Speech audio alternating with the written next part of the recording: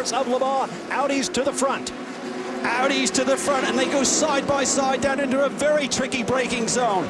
The track is damp, they're on slick tires, treacherous conditions. See the windshield wipers on the Audis up front there. It means it is right now raining still.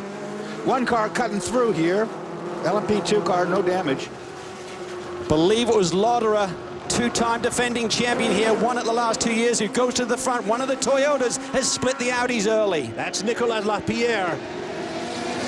Toyota knows that for their strategy to work, they have to stay close to the Audis. And look at the sheen on the racetrack, meaning that it's wet. Definitely enough moisture to see it. Through Tertre Rouge and on to the Mulsanne straightaway. Up into sixth gear. Speeds approaching 200 miles an hour. The Toyota is tucked into the slipstream of the Audi as we see the Rebellion cars looking for tire temperature, weaving around, trying to generate tire temp into those Michelins. Remember, we've got an 8.5-mile circuit. It could be pouring rain on one end, dry as can be right here. LMP1 field pulls away, and look how closely bunched the LMP2 cars are. Well, you can certainly lose the race on the first lap, Dorsey. You're not going to win it, so you really have to tiptoe in these conditions. It's a long race ahead, but it's been a long week. These guys are ready to go racing. They are antsy. On board the Toyota. Taking a look down the inside is Lapierre, very aggressive early on. He'll get the two-car, the pole-sitting machine, in the hands of Allan McNish into the second chicane. Well, remember, Bob, that number 2 machine has thrown this race away with incidents with Allan McNish in the last 2 years. One at the end of the first hour and one in the final 2 hours last year. Allan certainly having a much more conservative approach, but here he comes. He rebounds. He comes back on the Toyota. Yeah, the old Scottish Terrier is not going to stand for having as one of his rivals in front of him, but no, Lapierre fights back. And you can see visibly the tracks left by the cars, meaning the surface is very, very slippery, very wet. By now they're getting tire temp, they're getting tire pressure as well. Around the Mulsanne corner, and now the fast run down a narrow alley surrounded by trees to the Indianapolis corner. This is an awesome part of the racetrack. Couple little kinks here, but it is wide open, flat out. A little bit of debris there early off to the side of the racetrack. You can see it, screen left. That might have been off of one of the cars. It looked like it might have been the aero flaps off the nose. Into Indianapolis. What a corner. Great rhythm through here. Tightens up. Down to second gear, up to third, and then back down to second gear in one of these Audis. Slowest and most tricky corner on the racetrack, Arnage.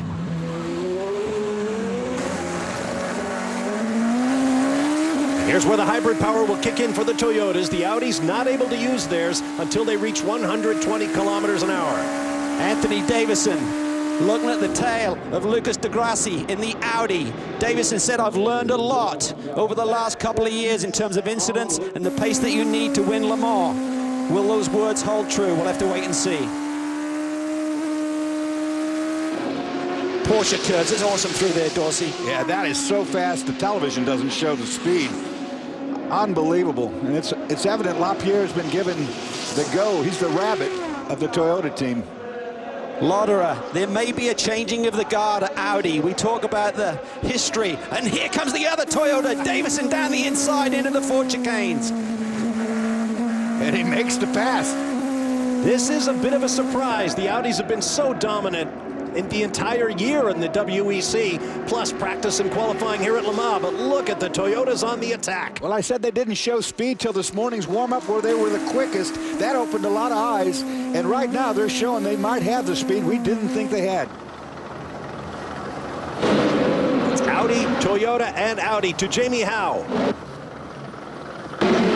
One thing to keep an eye on in the Audi camp will be that number 2 car with Allan McNish in it. When the cars came to pit lane right before the final reconnaissance lap, the 2 car was pushed behind the garage. The team said it was an electrical check. That was the same car that did have damage this morning. Brad Kettler, the crew chief, gave me the thumbs up, said everything's okay for now. So definitely keep an eye on the number 2 car. Yeah, certainly Allan is running a somewhat conservative pace when you look at the stretch of the lead that Andre Lauderer has at the front. We call him Andre the Giant because he has really taken this mantle of leading this Audi squad. And here comes the Toyota, the second of those cars trying to take positions away from Audi.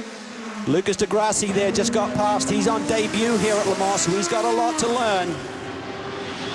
Young Brazilian who was a regular in the GP2 championship. Having this ride with Audi is absolutely huge for his career. Did a couple of races with Tom and Allan last year at the end of the WEC Championship, so got some seat time, got some miles. They have a lot of confidence in him. You're on board with him. Now let's talk strategy, Calvin. We've talked about it all week. Audi with 3 bullets in the gun, so to speak. Toyota with just 2.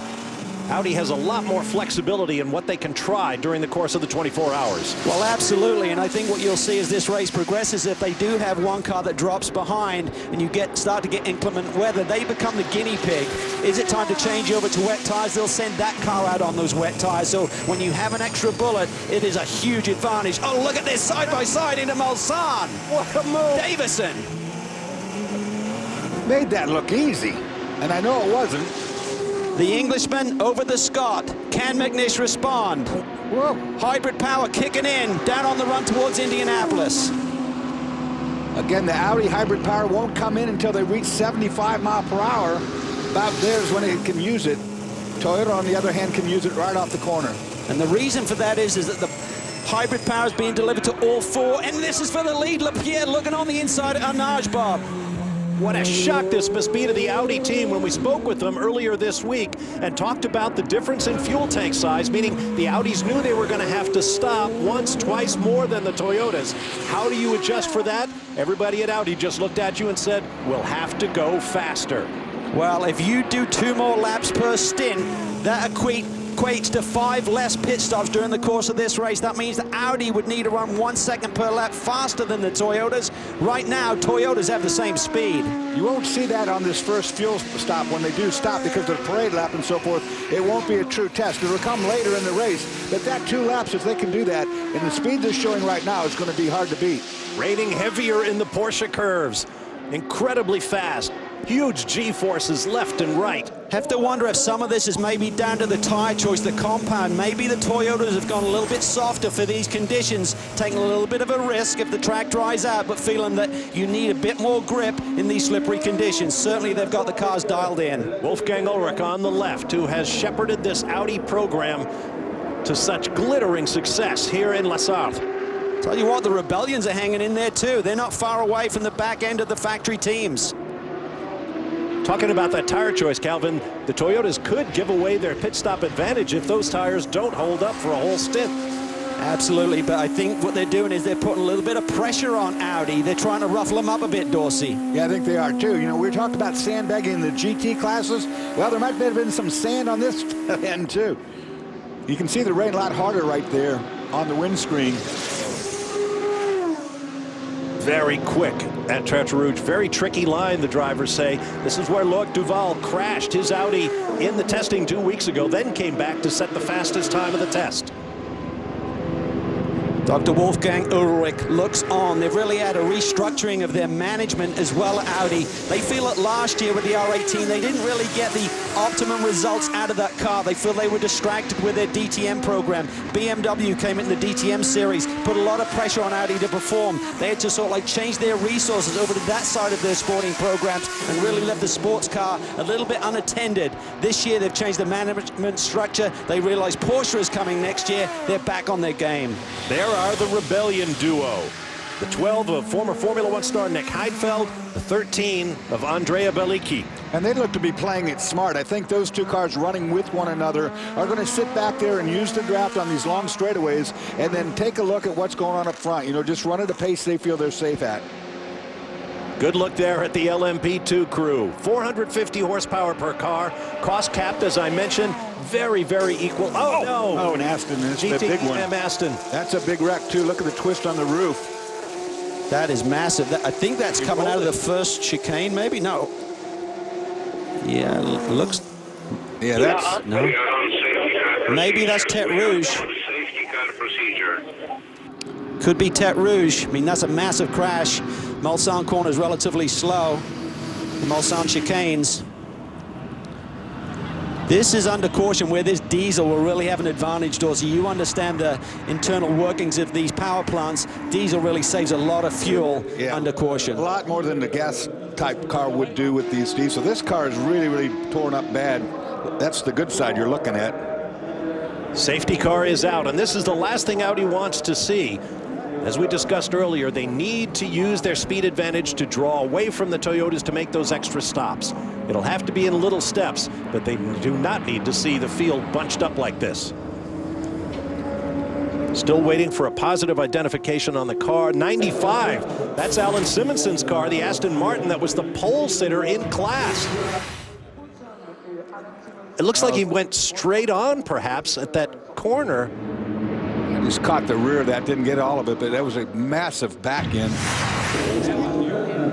There's the garage. You know, when you see the roof twisted like that, you know that the frame underneath is giving way as well.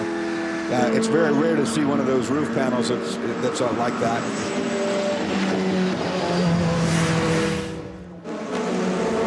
Here's a look at some of the highlights of the race thus far. Jim France waving the flag as his brother Bill France Jr. did 35 years ago. Audis to the fore at the beginning. But soon the Toyotas stunned everyone in this pit lane by taking the fight to their rivals. They were clapping initially as Andre the Giant went to the outside of Allan McNish, but in the early going, Toyota's showing pace. Nicolas Lapierre there, diving down the inside through the Dunlop curves. Then later on in the lap, he takes the attack to Allan McNish.